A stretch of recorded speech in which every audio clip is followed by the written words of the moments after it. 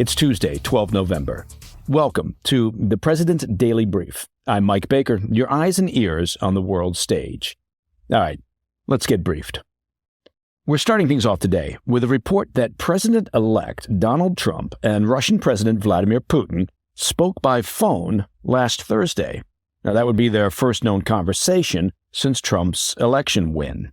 Trump purportedly urged Putin not to escalate the war in Ukraine, a potential signal for U.S. Russia relations in the coming months. Now, interestingly, the Kremlin is denying that a conversation took place. Later in the show, U.S. forces have launched multiple days of airstrikes against Houthi targets in Yemen, with the Pentagon reporting it targeted advanced weapons storage facilities. Plus, President-elect Donald Trump announces his choice for UN ambassador, choosing a New York congresswoman for the role. And in today's back of the brief, bizarre and highly disturbing news from Iraq, as the nation's government appears ready to lower the age of consent to 9 years old. But first, today's PDB Spotlight. Continuing with our coverage of Donald Trump's victory in the 2024 presidential election, the president-elect has reportedly had his first call with Russian dictator Vladimir Putin.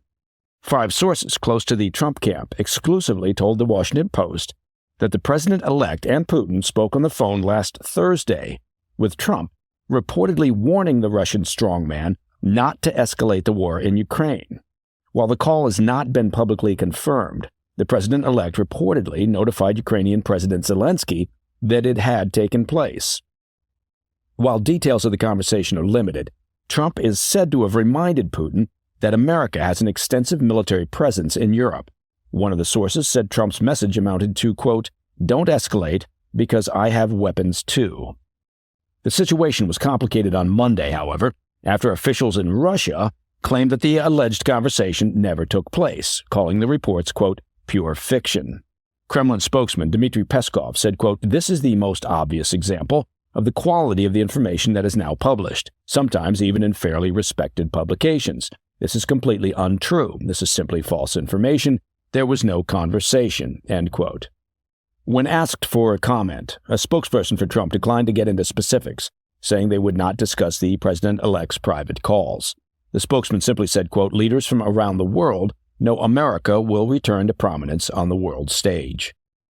And that is why leaders have begun the process of developing stronger relationships with the 45th and 47th president, end quote. As a reminder, Trump has long promised to quickly end the war in Ukraine, though he has never outlined specifics on how he plans to achieve this feat. He spoke with Ukrainian President Zelensky last Wednesday in the immediate aftermath of his victory. Zelensky, of course, is seeking to shore up Trump's support for long-term military aid and financial assistance. But frankly, it's anyone's guess how Trump will choose to proceed in his second term, particularly given past criticisms of NATO. Zelensky, who said he has had productive talks in recent months with Trump on how to curb Russian aggression, described their call as, quote, "excellent," and said he received assurances that Trump would not abandon Ukraine. He added that he admires Trump's, quote, "commitment to the peace through strength approach in global affairs," which Zelensky hopes can bring about a, quote, "just peace." As we've discussed in recent days on the PDB, a lot of eyes are focused on Ukraine in the wake of Trump's victory, as there are concerns, of course, that Trump might curtail military and financial aid and pressure Ukrainian leaders into peace talks with Russia. Critics of Trump fear such a scenario could favor the interests of Putin. We should note the Kremlin's blanket denial of any conversation between Putin and Trump comes amid mounting concerns inside Moscow that Trump may not stick to his campaign rhetoric regarding U.S. Russia relations. They reportedly view Trump as unpredictable and worry he'll be swayed by a U.S. security establishment that is highly skeptical of mending fences with the Putin regime. Former Kremlin insiders added that given the tenor of the alleged call, which included Trump making an implicit threat regarding America's military presence in Europe, they're not surprised by the Kremlin's denials. A former speechwriter for Putin told the Washington Post, quote, "Putin is very concerned with appearances and wants to look like the master of the situation and not the one who is being threatened." In the meantime, European leaders are warning that Putin may look to leverage the U.S. post-election transition period to press his advantage in Ukraine. Last week, Russia launched one of their largest drone attacks of the war on Ukraine, and on Monday, at least 6 people were killed and 21 injured in a series of Russian airstrikes across Ukrainian territory. U.S. defense officials also warned Sunday that Putin has amassed some 50,000 Russian and North Korean troops to retake Russia's Kursk region, which is partially controlled by Ukrainian forces following a lightning incursion in early August. According to the New York Times, Putin could launch the assault to retake Kursk in a matter of days. All right, coming up after the break, U.S. forces launch airstrikes on Houthi targets in Yemen, while President-elect Donald Trump chooses a New York congresswoman as his pick for UN ambassador. I'll have those stories when we come back. Welcome back to the PDB. Turning our focus to Yemen, where the U.S. intensified its offensive against the Iran-backed Houthi forces, marking a weekend of airstrikes targeting the terror group's assets. The first set of strikes on Saturday, reportedly conducted by fighter jets, hit Houthi storage facilities in at least 3 locations known to house advanced weapons used to menace U.S. warships and commercial vessels in the Red Sea and the Gulf of Aden. The Houthis' aggression in the region affects critical trade routes with the Red Sea. That's a strategic artery, of course, for global commerce. Now, for reference, roughly 10 to 15% of all global trade flows through this area, linking directly to the Suez Canal, underscoring the broader stakes of the ongoing conflict. Houthi forces align with a larger Iran-backed coalition, which includes, of course, Hamas and Hezbollah, forming a cross-regional alliance that spans Yemen, Syria, Gaza, and Iraq. This faction vowed to continue assaults on Israel and its allies unless there's a ceasefire in Gaza, emphasizing increasing coordination between the Iranian proxies. While specific details of the targets, weaponry, or locations in Sunday's U.S. strikes remain undisclosed, explosions were reported in Yemen's Amran and Sa'ada governorates, those areas previously hit by American forces that housed advanced weaponry. And that's according to a U.S. defense official reporting. A Houthi-controlled news outlet revealed U.S. and British forces were involved in these operations. Now, the consecutive nights of airstrikes authorized by President Biden follow mid-October's use of B-2 stealth bombers. That was the first deployment of this advanced aircraft against Houthi targets, which of course underscores a firm U.S. stance. U.S. Defense Secretary Lloyd Austin stated that these operations are intended to signal, quote, consequences for the Houthis' illegal and reckless attacks. The heightened U.S. presence in the region prefaced an early morning missile interception by Israeli forces from Yemen, which caused fires near Jerusalem on Monday. Houthi rebels claimed responsibility for the strike, asserting it targeted central Israel.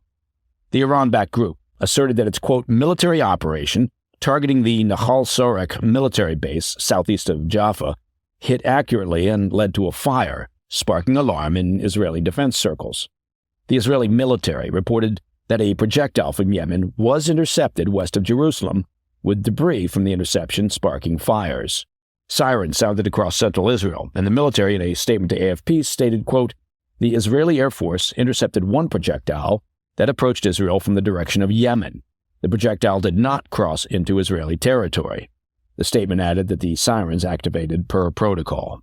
Separately, the Iran-backed Islamic Resistance in Iraq claimed responsibility for 4 drone attacks on pivotal targets in Israel in a series of Telegram posts, but did not provide specifics. The attacks emphasize a coordinated push by Iran's allies to increase pressure on Israel through multi-front operations. All right, moving back to our U.S. election coverage. Donald Trump is starting to build out the ranks of his second administration, and he's mining a lot of that talent from his home state of New York.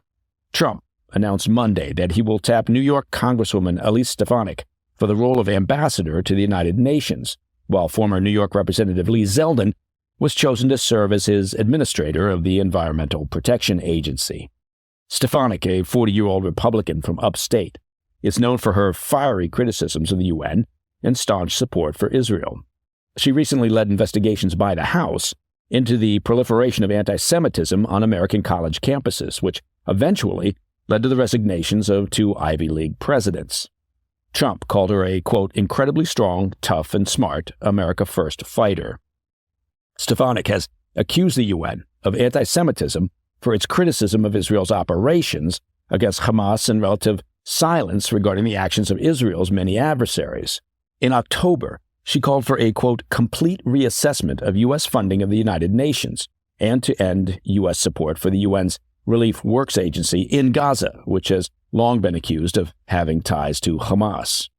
Regarding Ukraine, Stefanik supported aid packages in the early days of the war, but voted against the $61 billion package passed by the House in April, saying she couldn't justify allocating more money for aid amid the ongoing crisis at the U.S. southern border.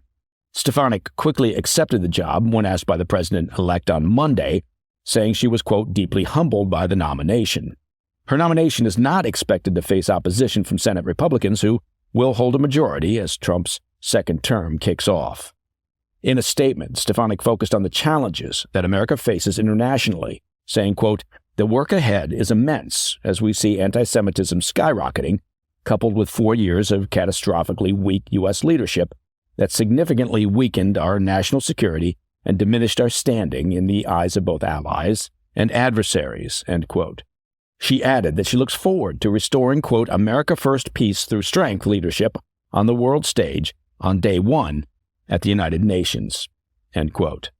On the domestic front, Trump has his eye on reforming the U.S.'s environmental agenda, tapping former New York Representative Lee Zeldin on Monday to head the EPA. Zeldin, a close ally of Trump, served 4 terms as a Republican congressman before running for governor in 2022, losing a surprisingly close race to Democrat Kathy Hochul.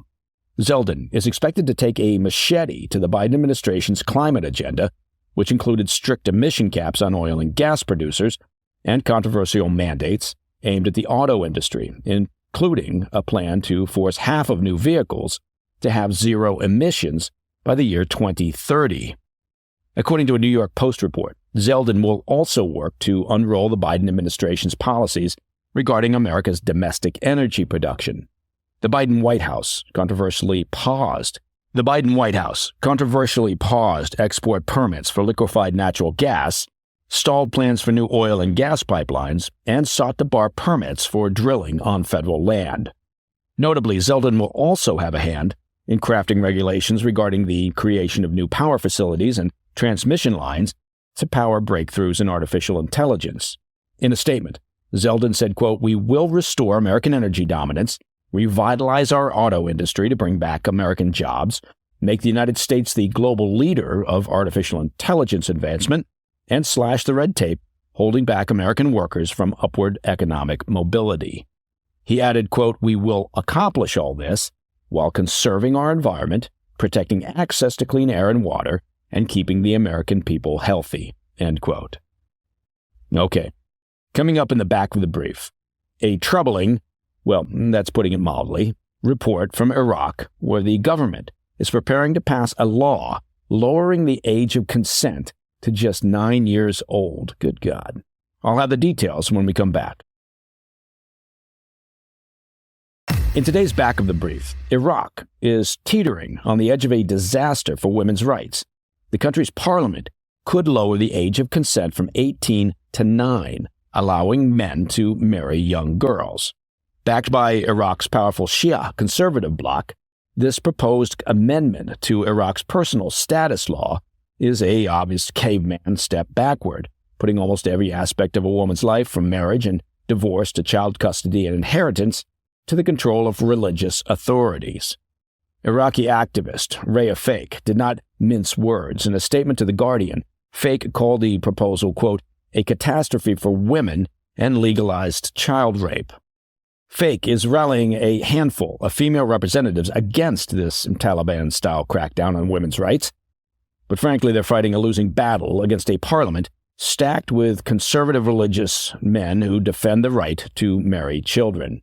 Iraqi lawmaker Aliyah Nasi reports that some of her male colleagues see no issue with the idea, disturbingly asking, quote, what's wrong with marrying a minor? Human rights groups are sounding the alarm, well, that makes sense, warning that if this amendment passes, it would devastate the rights of women and girls, stripping them of legal agency, trapping them in marriages, exposing them to sexual and physical violence, and forcing them out of education. Although child marriage has been illegal in Iraq since the 1950s, the practice, frankly, has remained a dark undercurrent. A UN survey in 2023 found that nearly 28% of Iraqi girls marry before turning 18 years old, so not really illegal since the 1950s. Previous attempts by the Shia coalition to push similar amendments faced strong public backlash, which blocked the proposals. However, with their growing majority in parliament, these same groups renewed efforts, creating an uphill battle for women's advocates. The Shia coalition, meanwhile, claims this law is, quote, oh, you got to listen to this. They claim the law is, quote, protecting girls from immoral relationships, end quote, which, of course, is an incredibly stupid excuse that rightly outrages Iraq's already embattled women's movement. Human rights advocates see this for what it is, frankly, a brutal attempt to turn back the clock, stripping women of autonomy and choice in favor of a dark, regressive future. Now, there's no word yet as to whether activists in the U.S. will protest this anti-woman effort by the Iraq Shia majority on college campuses across the country. We'll stand by. And that, my friends, is the President's Daily Brief for Tuesday, 12 November. If you have any questions or comments, please reach out to me at pdb@thefirsttv.com. And of course, as your mother always told you, to listen to the show ad-free, become a premium member of the President's Daily Brief by visiting pdbpremium.com. I'm Mike Baker. I'll be back later today with the PDB Afternoon Bulletin. Until then, stay informed, stay safe, stay cool.